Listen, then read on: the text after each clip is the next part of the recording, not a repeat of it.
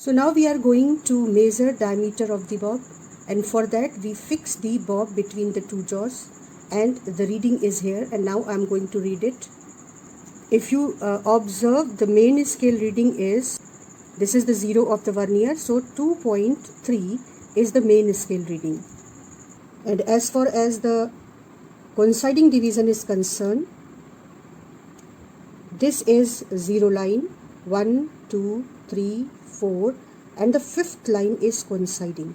So 5th line is coinciding division. Now I am oscillating it, and I am taking 10 oscillations time. I am starting. The length of the simple pendulum is right now, thread is 30 centimeter and its radius is 1.18 centimeter. So I am starting with 30 plus 1.18 centimeter effective length. I will start from the 0 count, and when this pendulum will come to the extreme position every time, I will count 1. So I am starting it. When you get comfortable with your stopwatch and ready, then only you start counting 0 and 1, 2, 3, 4.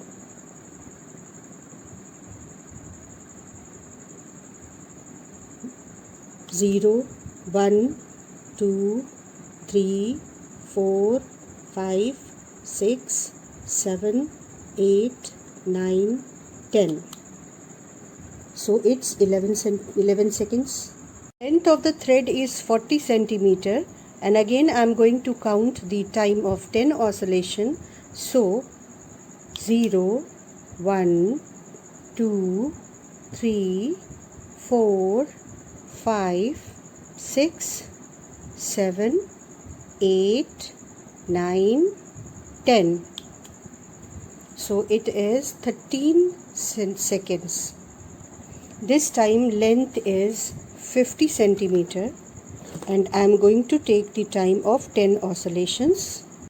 0, 1, 2, 3, 4, 5, 6, 7, 8, 9, 10. This time it is 14 seconds time taken by the pendulum.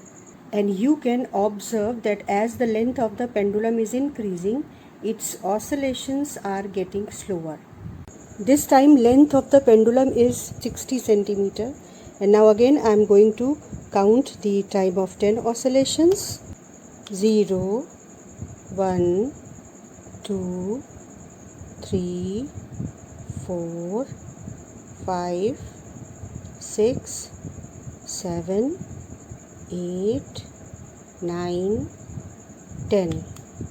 So it is 16 seconds.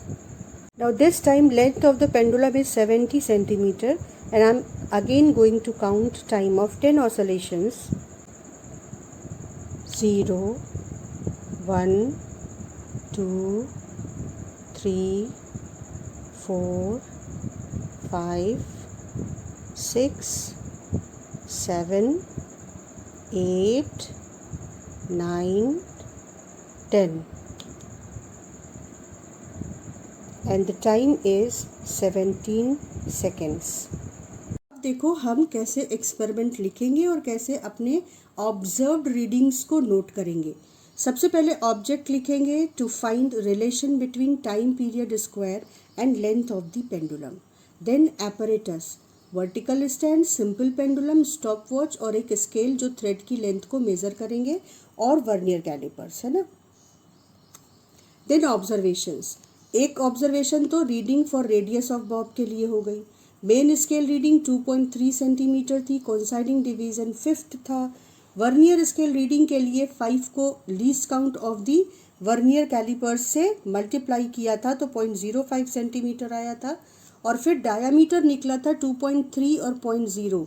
Main scale reading और vernier scale reading को add करने से 2.35 centimetre, और इसको जब हमने half कर दिया तो हमको रेडियस मिल गया था. यही हम हर बार थ्रेड की लेंथ में ऐड करेंगे to find the effective length. और स्टार्टिंग में, बिल्कुल स्टार्टिंग में ऑब्जर्वेशन के हमें ये भी लिखना है कि least count of vernier callipers कितना था, और वो हमारा था 0.01 सेंटीमीटर. अब ध्यान से देखो कि ऑब्जर्वेशन टेबल हमको कैसे बनानी है. एक तो देखो तुम कि हर जगह मैंने यूनिट कहाँ लिखी है वो ध्यान से सीखने की बात है। फिज़िक्स में जब कभी भी आप प्रैक्टिकल करेंगे, रीडिंग नोट करेंगे, तो आपको ये पॉइंट ध्यान रखने होंगे, नहीं तो आपको मार्क्स लूज़ करने पड़ेंगे। अब ऑब्जर्वेशन टेबल बहुत इंपॉर्टेंट होती है, काफ़ी मार्क्स कट जाते हैं छोटी छोटी गलतियों पर। ऑब्जर्वेशन टेबल में एक कॉलम तो आपके number of sets, first set, second set, third set, इसके लिए। फिर इफेक्टिव लेंथ, यहाँ मैंने देखो ऐड करके दिखाया है कि ये लेंथ्स हैं जिनके लिए मैंने टाइम पीरियड कैलकुलेट किया है। फिर टाइम ऑफ 10 ऑसिलेशंस ये हमारे आए थे जो मैंने नोट किए थे। उसके बाद time of 1 oscillation will be given by dividing the time of 10 oscillation with the number 10। ठीक, तो ये हमारे टाइम पीरियड ऑफ 1 ऑसिलेशन मिल गया। उसके बाद क्योंकि हमें रिलेशन टाइम पीरियड स्क्वायर और लेंथ में निकालना है तो टाइम पीरियड स्क्वायर कैलकुलेट किया। और फिर ये L/T² का कॉलम छोड़ दिया है, इसको हम आगे देखेंगे कि कैसे ग्रेविटेशनल एक्सेलरेशन के लिए भी ये रीडिंग्स काम आएंगी।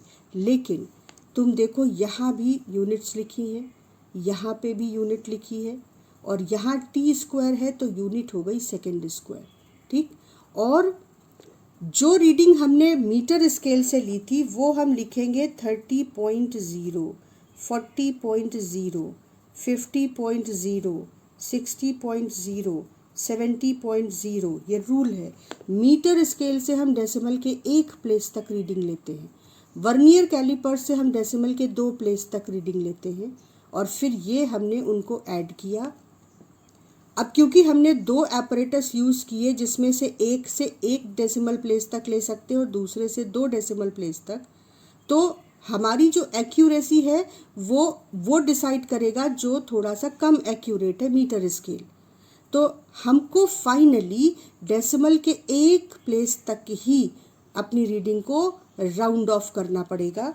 तो यहाँ हमने लिखा 31.2, 41.2, 51.2, 61.2 और 71.2। तो जिस एपरेटस से रीडिंग ले रहे हैं उसका लीस्ट काउंट बहुत मायने रखता है। मीटर स्केल का लीस्ट काउंट ऐसा है कि डेसिमल के 1 प्लेस तक, मतलब मीटर स्केल का लीस्ट काउंट है 0.1 सेंटीमीटर, जबकि वर्नियर का लीस्ट काउंट है 0.01 सेंटीमीटर। पर जब 2 ऐसी रीडिंग्स को हम ऐड करेंगे जिनमें 2 रीडिंग्स 2 अलग अलग एपरेटस से ली गई हैं जिनके लीस्ट काउंट अलग अलग है, तो फाइनली हमको कितने डेसिमल प्लेस तक रीडिंग लिखनी है ये वो डिसाइड करेगा जिसका लीस्ट काउंट कम डेसिमल प्लेस तक है। ये सब तुम आगे पढ़ोगे, लेकिन अभी इतना इन्फॉर्मेशन जानना तुम्हारे लिए अच्छा है कि हमने फाइनली इसको राउंड ऑफ करके ऐसे लिखा है। ये टेक्निकल पॉइंट्स हैं और इन्हें धीरे धीरे तुमको सीखना पड़ेगा।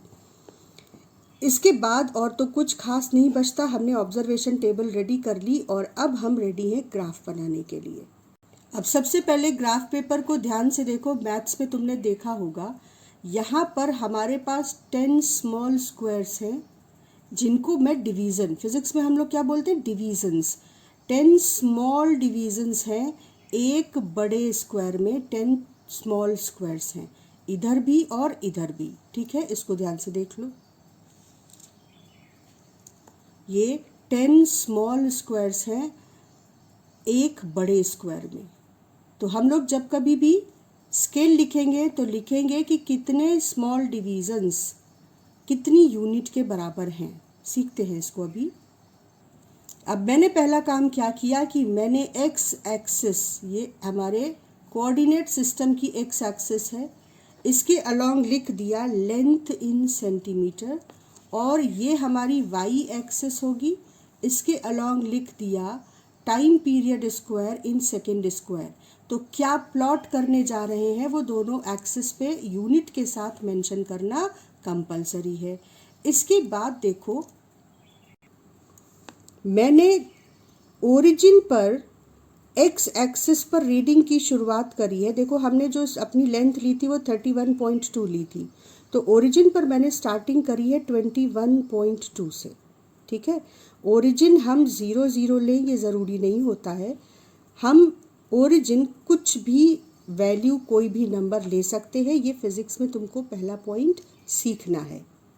फिज़िक्स में हम ऐसा ग्राफ बनाना चाहते हैं जो इस पूरे पेपर पे स्प्रेड कर जाए, यानी एक बड़ी स्केल ले जिससे कि मेरा ग्राफ की लाइन पूरी इस ग्राफ पेपर को कवर करती हुई बने, क्योंकि इससे हमारे ग्राफ की एक्यूरेसी बढ़ती है।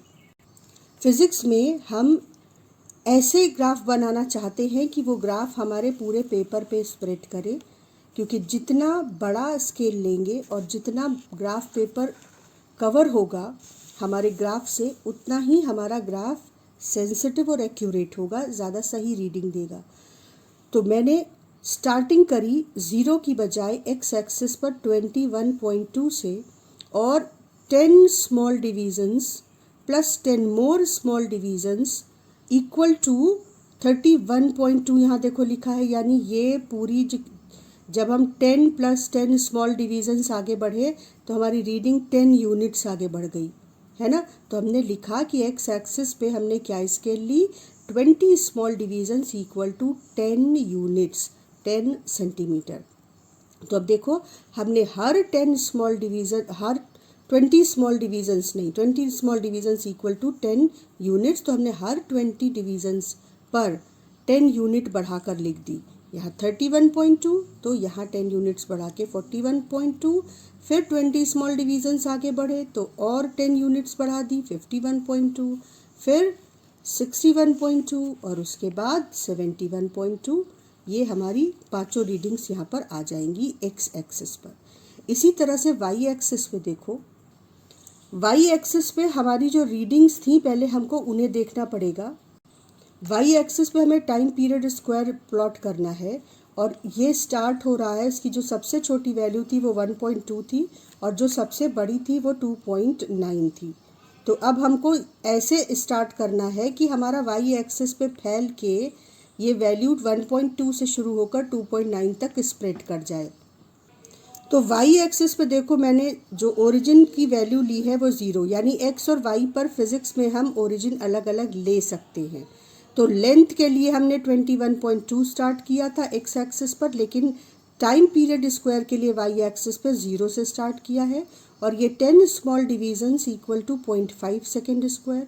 फिर अगले 10 स्मॉल डिवीजन्स बढ़े तो 0.5 और बढ़ा दिया, यानी यहाँ हमने हर 10 स्मॉल डिवीजन्स को 0.5 यूनिट के बराबर रखा है, और जब हम 10 स्मॉल डिवीजन्स आगे बढ़ते हैं तो इस रीडिंग में 0.5 ऐड करके नई वैल्यू लिख देते हैं। अगले 10 डिवीजन्स आगे बढ़े तो 1 में 0.5 ऐड किया 1.5, अगले 10 डिवीजन्स आगे बढ़े तो 1.5 में 0.5 ऐड किया और 2 हो गया। इसी तरह से ये 2.5, फिर ये 3, फिर ये 3.5, फिर ये 4, फिर ये 4.5। मैथ्स में ग्राफ बनाते समय तुम लोगों ने किंक बनाया होगा, फिजिक्स में वो स्ट्रिक्टली मना है, किंक नहीं यूज़ करना है।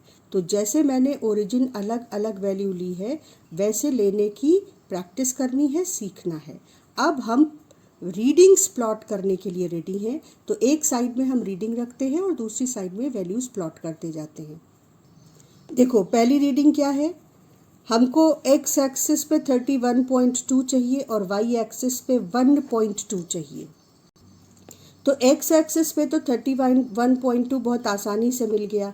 1.2 देखो कैसे लेंगे, यहाँ ध्यान से देखो, 10 small divisions equal to 0.5 second square, ठीक है।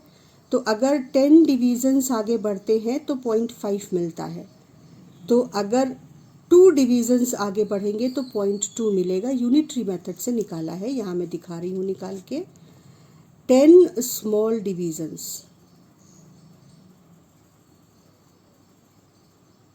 आर इक्वल टू 0.5, तो 1 small division will be equal to 0.5 upon 10, that is 0.05। तो 2 small divisions will be equal to, इसको यहाँ पे लिख रही हूँ, 2 small division, 1 small division is equal to 0.05, तो 2 small divisions will be equal to 0.05 into 2, that is 0.1। तो ये जो तरीका है ना, ये हमको स्केल से देखना पड़ता है कि कितना आगे बढ़ेंगे तो कितनी रीडिंग आगे बढ़ रहे हैं। जैसे यहाँ पर इसको ऐसे भी देखो, 2 डिवीज़न आगे बढ़े तो 0.1, फिर 2 आगे बढ़े तो 0.2, फिर 2 आगे बढ़े तो 0.3, फिर 2 आगे बढ़े तो 0.4 और फिर 2 आगे बढ़े तो 0.5। यहाँ पहुँच गए। आगे देखो, 0.5 से 2 आगे बढ़े तो 0.6, फिर 2 आगे बढ़े तो 0.7, फिर 2 आगे बढ़े तो 0.8, फिर 2 आगे बढ़े तो 0.9, फिर 2 आगे बढ़े तो 1। अब इससे 2 छोटे डिवीज़न आगे बढ़े तो 1.1 हो गया। ये 1 था तो अब 1 में 0.1 आगे बढ़ गए, 1 और 0.1 यानी 1.1। फिर 2 आगे बढ़े तो ये हो गया हमारा 1.1 में 0.1 और ऐड होके 1.1। तो ये हो गया 1.1 वाई एक्सिस पर, और एक्स एक्सिस पर क्या है 31.2। तो इसके कोऑर्डिनेट हो गए 31.2, 1.1। सिमिलरली हमारी दूसरी रीडिंग है 41.2 एक्स एक्सिस पे, 41.2 एक्स एक्सिस पे और वाई एक्सिस पे है 1.7। तो 41.2 एक्स एक्सिस पे है और वाई एक्सिस पे है 1.7। तो ये हम काउंट करना शुरू करेंगे 1.5 पर पहुंचकर। देखो पहले हम 1.5 पर पहुंच गए, यहाँ पर देखो, ठीक है। 1.5 पर पहुंचकर हमने काउंट करना शुरू किया। ये है 1.5, 2 स्मॉल डिवीजन्स आगे बढ़े तो 1.6 और 2 स्मॉल डिवीजन्स आगे बढ़े तो 1.7। तो ये हो गया 41.2 और 1.7। इसी तरह से बाकी रीडिंग्स भी हम प्लॉट करेंगे। नेक्स्ट वैल्यू है 51.2 और 1.96, यानी इसको 1.96 ही रहने देते हैं और मैं दिखाती हूँ कि इसको कैसे प्लॉट करेंगे। तो एक्स एक्सिस पे तो कोई प्रॉब्लम है नहीं। 51.2 से यहाँ इस वाली लाइन पर हम वाई एक्सिस पर आगे बढ़ेंगे। और अब ध्यान करो, हमें जो वैल्यू लिखनी है वो है 1.96। तो देखो, इसको सीखना तुम्हारे लिए बहुत अच्छा रहेगा। ये बहुत बारीक बात है ग्राफ की। 1.5 ये है, ठीक है। 2 आगे बढ़े 1.6, 2 आगे बढ़े 1.7, फिर 2 आगे बढ़े 1.8, फिर 2 आगे बढ़े 1.9। 2 आगे बढ़ रहे थे तो हम 0.1 आगे बढ़ रहे थे, और अगर मैं सिर्फ 1 आगे बढ़ूं तो मैं 0.05 बढ़ूंगी। 2 आगे बढ़ रहे थे जब हम, तो हम आगे बढ़ रहे थे 0.1 यूनिट। जब हम सिर्फ 1 डिवीज़न आगे बढ़ेंगे तो हम इसका आधा बढ़ेंगे आगे, यानी 0.05, 0.1 का हाफ।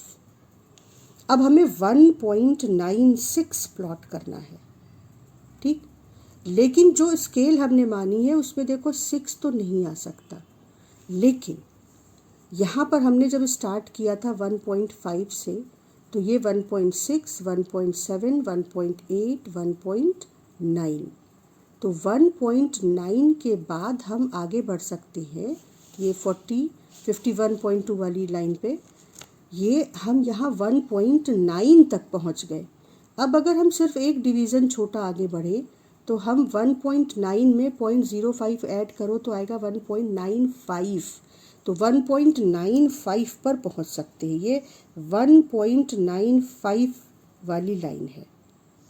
तो 1.96 नहीं प्लॉट कर सकते, लेकिन 1.95 very close to it plot कर सकते हैं। तो हमने 1.95 प्लॉट किया, और यहाँ पर एक्स एक्सिस पे जो रीडिंग थी वो थी 51.2। तो ये हो गए हमारे कोऑर्डिनेट इस वाले पॉइंट के।